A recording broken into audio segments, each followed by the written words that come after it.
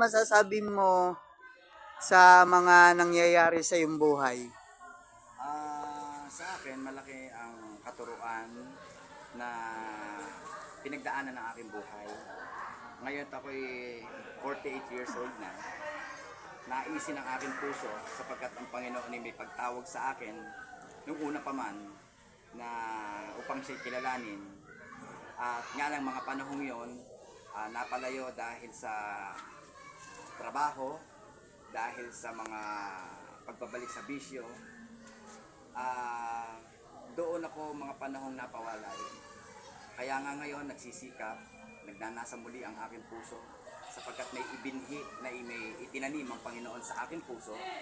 At ngayon ako ay nagbabalik loob sa Panginoon sapagkat ang kabuluhan ng buhay ng isang tao, masasabi mong magkakaroon ng kabuluhan ay yung kung paano mo isa pamuhay ang kalooban ng Panginoong Diyos.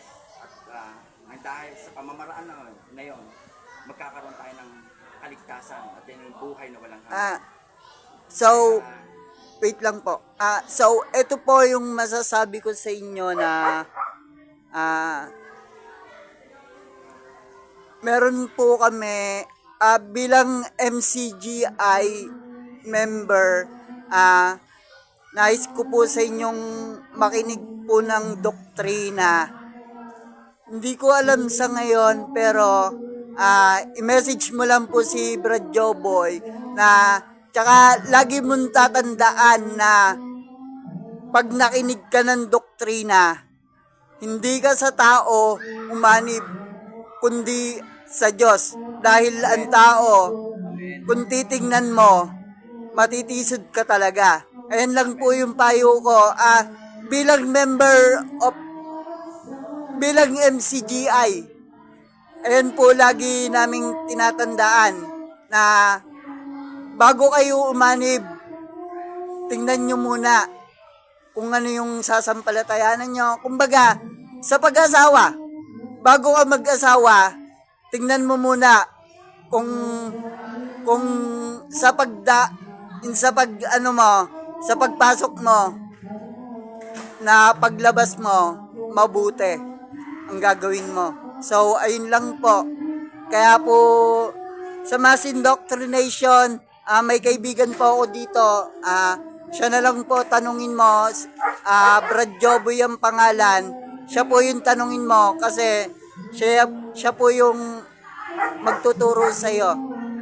Kasi ako, kaya po hindi po kasi talaga ako nag-iimbita sa MCGI kasi minsan sa tingin sa akin ng tao, nahiya rin ako minsan kasi minsan ginagawa ko palpak, kaya hindi rin po ako nag-iimbita.